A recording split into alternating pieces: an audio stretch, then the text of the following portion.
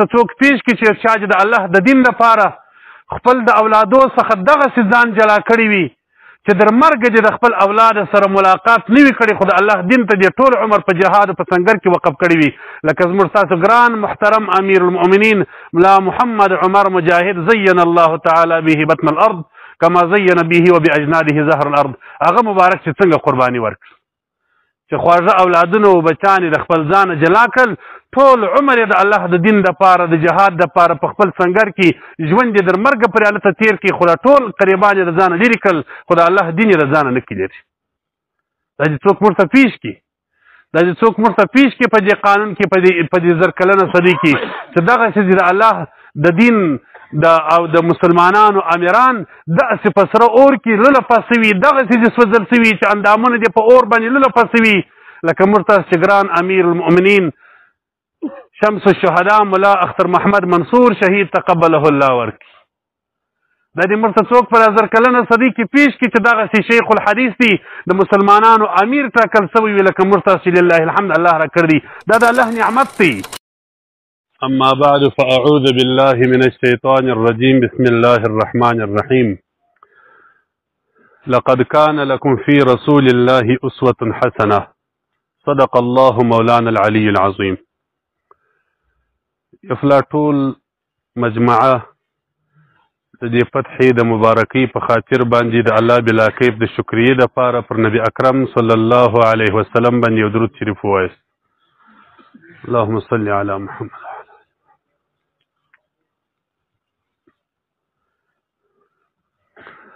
په ابتدا د خبرو کې و دې ټولې مجمعې ته و دې ټولو مجاهدینو ته مسلمانانو ته د عامو خلکو ته سپین ږیرو ته علماء کرامو ته د دې کور و خاوندانو ته ټولو ته اوله پلاس زه مبارکي وایم چې ستاسو د اول مبارک سي در موږه پوري چې اله العالمین پر موږ تاسو باندې یو مبارک شرعي نظام د الله د دین نظام د الله د دین قانون په موږ تاسو باندې پر دې ګرانه خاوره د افغانستان باندې ولیدي. دا ټولو دې مبارک سي. اله العالمین دې سبب د خپلې رضا وګرځي، الله بلا کیف دې سبب د ډېرې خوشحالۍ وګرځي. یقینا مو تصور نه کوئ، داسې تصور مو نه و چې داسې ژر دې موږ تاسو سره پیدا کړو، دا تصور مو نه و چې داسې ژر دې زموږ پر دې پاکه خاوره باندې د الله پاک نظام نافظ سي. دا د الله نصرت دی، دا به موږ د اله العالمین شکر ادا کوو، موږ به د خپل ځان لویي نه بیانوو چې موږ داسې مړانه وکړو، موږ به خپل رب ته سر پر سجده ایږدو چې الهي د یو کم مظلوم اواز دې واورېدی، الهي د یو کندې کمې کونډې چغې و بغارې دې قبولې سوې، الهي د کم یتیم ناظر ته قبول سه، الهي ستا په دربار باندې د کم د الله د نیکانو انسانانو دعاوې قبولې سولې چې الله بلا کیف مو هغه ارمان چې موږ ډېر وروسته فرض کړی و، خو اله العالمین ډېر ژر را پوره کوي. اله العالمین هغه د شهیدانو په وینو باندې رنګ راوستی، اله العالمین هغه د بندیانو په زولنو باندې یو رنګ واغوستی. یقینا دا د اله العالمین یو ډېر لوی نعمت دی، ډېر غټ احسان دی. موږ خو یې شکر زه خو یې نسم ور ادا کولی. که زه بلا یزال ته سهار سر پر سجده کښېږدو در ماښامه الله ته وژاړو، زما په فکر خو چې دا څه ملګري ناست یو له د الله د دین د دې یوه نعمت شکر نسو ادا کولی او غواړي شکر د الله بلا کیف د نعمت غواړي شکر. هر نعمت چې اله العالمین پر بندګانو وکړي هغه شکر واجب دی. دا بیا داسې نعمت دی چې ګوره در هر څه مخکې اولنی نعمت دی، د انسان دپاره در هر څه مخکې اولنی نعمت دی الله دین دی، ایمان دی، اسلام دی. نو دا خو موږ ته اله العالمین دین را نصیب کړي، موږ ته الله بلا کیف داسې یو دین وایي، داسې قانون را نصیب کړي چې په دا زر کاله صدۍ کې څوک تاریخ نسي ښولی د داسې دین، د داسې قانون، د داسې اسلامي قانون، د داسې شرعي قانون، د داسې عمراو، د داسې مشرانو، د داسې څوک موږ ته مثال نسي پیښولی. کومې قربانۍ چې دا اوس په دا 20 کاله باندې په افغانستان پر سرزمین باندې ورکول سولې،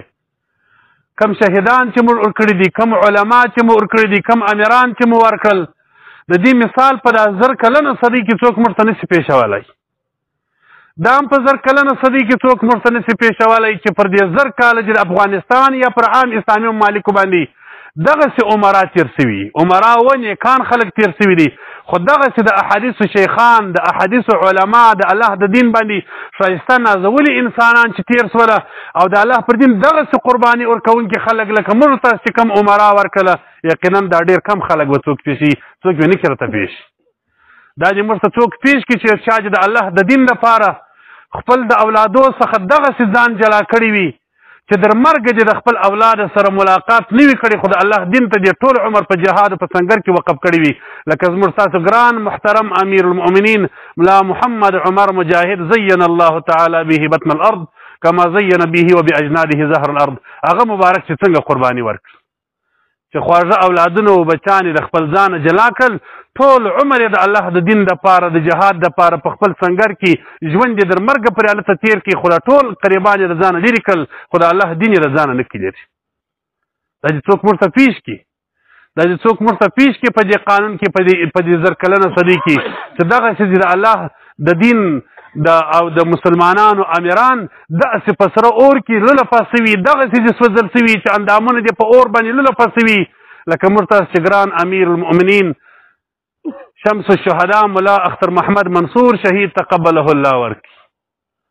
دا دې موږ ته څوک په 1000 کلنه صدۍ کې پېښ کړي چې دغسې شیخ الحدیث دي د مسلمانانو امیر ټاکل سوی وي لکه موږ تاسو لله الحمد الله راکړ دي دا د الله نعمت دی مقصد مې دا دی چې د الله هر نعمت شکریه واجب ده د دې نعمت شکریه موږ تاسو نسو ادا کولی بس دغه یې شکریه ده چې الله ته به سر پر سجده یږدو د اله العالمین اطاعت به کوو په نیکو باندې بې لمانځو ګوري د الله د نعمت شکر واجب دی خو په عبادت واجب دی ما بله ورځ هم پر دې څه خبره وکړله ما زموږ په دې خپلو ملګري کې ګوره الحمدلله دلته اکثر خلک مجاهدین ناست دي اکثر قمندانان ناست دي اکثر مشران خلک ناست دي دا زموږ ستاسو خپل مجلس دی زموږ په خپلو ملګرو کې مال اول نقصان دا دی چې ګوره فتح راغلی دا اوس موږ اتڼونه شروع کړل فتح راغلی ویډیو را روان دي پلانکي ځای کې اتڼ شروع دي طالبان اتڼ کې فتح راغلی ده مرتکان بعضې ملګرو بعضو ملګرو هغو ته ګیله کوم ګیله د خپله کېږي باید چې موږ د الله د رسول صلی الله علیه وسلم په لار پسې روان سو تاسو د نبی اکرم صلی الله علیه وسلم سیرت وګورئ د الله پیغمبر صلی الله علیه وسلم چې د مځکې پر مخ باندې هغه افضل بلاد دی مکه مکرمه ده چې هغه یې فتح کړل څه یې وکړل 8 رکعات لمونځ نبی اکرم صلی الله علیه وسلم د فتح لپاره کړی دی قاضي عیاض رحمه الله وایي صلات فتح ورته وایي دا د الله شکریه ادا کړل چې الهي دا ستا شکر دی چې مسلمانانو ته دی هغه عظیم ښارونه د مځکې پر مخ هغه بهترین ښار چې مکه مکرمه ده هغه دې په لاس ورکړل اوس د دې خاص خلکو ته نه وایم د مشرانو علماو ته نه وایم دغه طالبانو د عام مجاهدین ته هم کومې وصلات فتح کړي دي نو دا خو موږ ته رسول الله صلی الله علیه وسلم دغه هدایات کړي دي ته خو اوس دلته ودرېږه چې لمونځ دې وکړې 8 رکعاته نفل دلته وکړه دا د نبي اکرم صلی الله علیه وسلم اقتدا ده د الله شکریه ده اله العالمین وعده کړې ده که ته د الله د نعمت شکر ادا کړې اله العالمین یې در باندې ډېروي نه شکري به نه کوې